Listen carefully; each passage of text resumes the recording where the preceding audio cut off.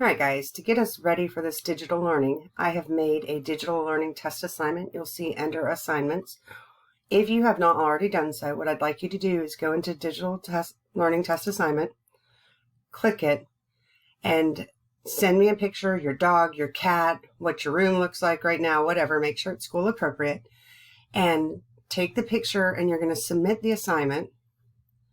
Choose file. Go wherever you've got your picture saved. You can do this straight from your phone.